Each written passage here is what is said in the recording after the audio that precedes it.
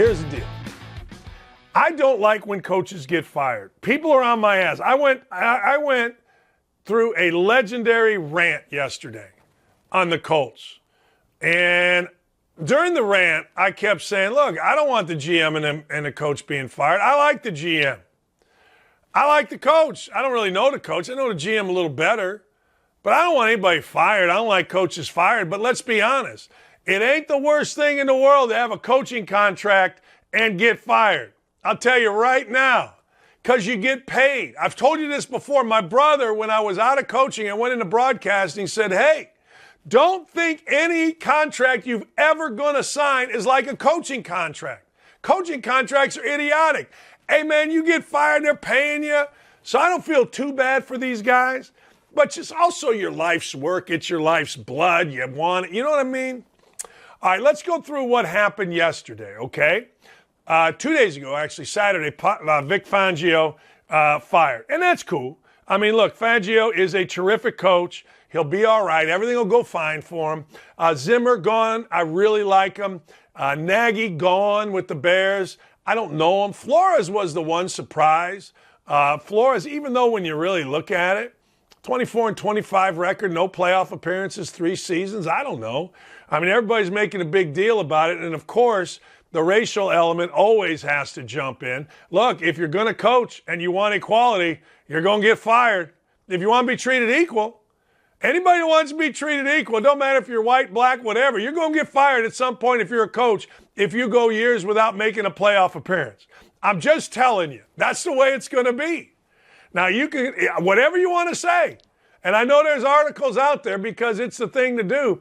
But, hey, I don't know what to tell you. I think it was African-American GM fired him. So you can bring that up. It's easy. That's low-hanging fruit. Look, do you want equality in coaching or do you want equal but special in coaching? Whatever you want, I don't care. I'm not involved. But, you know, interesting deal. Ryan Pace gone, Spielman gone, Gettleman retired. Now, everybody's saying Gettleman retired. I have no idea whether Dave Gettleman retired or Dave Gettleman got fired and they said retired. I don't know and I don't care. What the hell do I care about? Don't matter to me. But I know Giants fans are excited. But of these coaches, I would imagine the only one that's going to end up possibly with another head coaching job is Brian Flores. Seemed like Brian Flores did a pretty good job. I mean, they started out 1-7. Now, you can't discount that. You know, they won 7 in a row, 8 and 9 to end the year, and I would have thought that Brian Flores was a guy that you would keep. I really did. I don't. Now they're saying, well, he didn't get along with people. Well, I got to tell you, I told Coach Knight way back when, hey, man, that athletic director and that president, they got egos too. I'm just telling you, they got egos. The general manager. He don't need a bunch of crap from some head coach. He can always go find another head coach.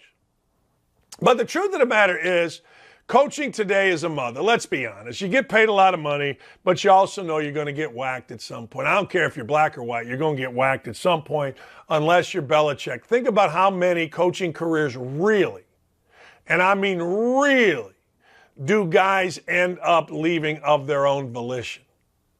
Boeheim, probably. Krzyzewski, absolutely. Belichick, I would assume. Andy Reid if Andy Reid had his way, he'd never gotten fired at Philadelphia, but he did. Assume he'll leave of his own volition, but it's his second job. How many guys stay at one job and leave of their own volition? None. Belichick. I might be missing somebody. Maybe LaFleur does. I don't know. But I'm sure I am. Maybe Sean McVay does. I don't know. But history says if you coach, you're going to get whacked. It's just the way it is. All right, Joe Judge. A lot of people in New York want Joe Judge. But here's the deal with Joe Judge. Joe Judge is going to get a new general manager. So if Joe Judge, the New York Giants coach, survives this, then not only is he going to have to win, but he's going to have to win over a general manager. I remember when Chuck Pagano with the Colts, because of a variety of things, including, sadly, Chuck Pagano's fight with cancer. And it became Chuck Strong. And he played it up. And then he beat cancer. And then become Chuck Stay. So they fired the general manager, Ryan Grigson, even though they knew they shouldn't have. They hired Chris Ballard. Ballard kept on Pagano for a year, and a year later, Pagano was gone. Unless you win big and you're Joe Judge, assuming he survives this week, next week, I don't know, but he is on a literal 1-year leash. Literal. Because there is no general manager that's going to take the New York Giants job and all the heat that the New York Giants job brings because it's in New York and people act like they care. No general manager is going to be stuck with a guy they don't want. None. Maybe for a year. But I'll tell you this, if I was a general manager brought in with the Giants, Joe Judge would have to explain to me why I'm keeping you. And I would have to look him dead in the eye and see if I believe why I'm keeping him. I did that as a head coach, much smaller level at Bowling Green. They had assistant Keith Knobs. He wanted to stay.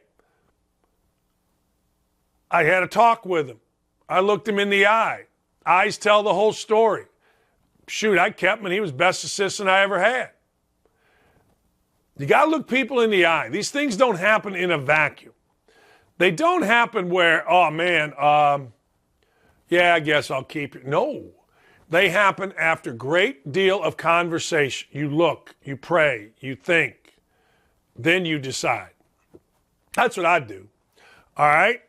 Josh McDaniel, the boy wonder. Josh McDaniel, I think it's now or never for Josh McDaniel. Josh McDaniel, before they hired Frank Reich, Josh McDaniel took the Colts job. Josh McDaniel then backed out of the Colts job. Now, in our little world with the Colts, we all think, well, what a punk. I don't think what a punk. I think he knew something. I think he understood that Andrew Luck wasn't going to play football very long.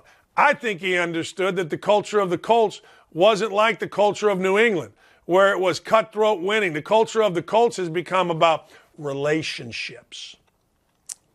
Yeah, you're 9-8 and you're out of the playoffs again, and I had to go on an epic rant yesterday. I think Josh McDaniel knew. However, it's about time at 45 years old that Josh McDaniel, it's now or never, isn't it? At some point, it becomes now or never. And I'm going to give you a few reasons why. Well, number one, at some point, people say, well, McDaniel must not want to be a head coach. And maybe that time is right now. I'm not going to lie to you. I've been looking. I don't see Josh McDaniel's name on any of these requests. I'll tell you something else. You know what's happening to white coaches? Let's just be honest. Coaching hires are in trends. Coaching hires are cyclical.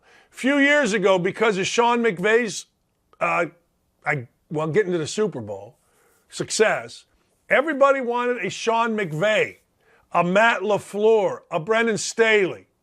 That's who got hired. Cliff Kingsbury. It's cyclical. We are a copycat society. Football is a copycat league. Now, the trend is hire African-American coaches. Care whether it's football, basketball, doesn't matter.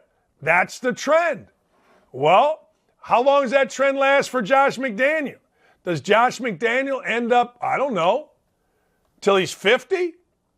I'm not old, but I'm just saying, at some point, Josh McDaniel is going to, if he wants to be a coach somewhere other than New England, Josh McDaniel is going to have to make a decision, but maybe not. Maybe they're not coming after him anymore. I mean, I'm looking. I'm on Twitter like you all are. You know, hey, anybody see Josh McDaniel has been requested? Somebody's requested Josh McDaniel. You know who I see? And I think this is going to be the smart hire. I'm hiring Byron Leftwich, man. I don't know Byron Leftwich's background, but if I am, if I'm the Jags, I'm just telling you, if I'm the Jags, I would look at very seriously screwing this whole thing, making sure Leftwich is the guy, and make him my candidate, period. Period. All right, let's see. I don't see Josh McDaniels' name. I mean, maybe you tell me if it is. Let's look it up. A lot of people want Dan Quinn. A lot of people are talking about Josh McDaniel, but that's just fans. Interesting. Very, very interesting what's happening with him. The Texans. David Culley. By all accounts, David Culley is a great dude. By all accounts, David Culley got a short end of the stick. I mean, have you ever in your lifetime, I want you to think about this, have you ever in your lifetime seen anything like the situation with Deshaun Watson? I mean, ever. Ever? Ever. I mean, here's the deal. You got the best player in the franchise, one of the top 5 quarterbacks at your facility, practicing on his own. Like, here's how it was described to me. You've got the team. Then you've got, all right, let's say the team is here, okay? So I have enough room on this. You got the team. Then out here is the COVID guys, non-vaxxed guys. Then out here in the facility, technically on the team, on the roster, you got Deshaun Watson on the 52-man roster, 3-man roster. And he ain't ever playing. And every single time he's spotted somewhere, guess what happens?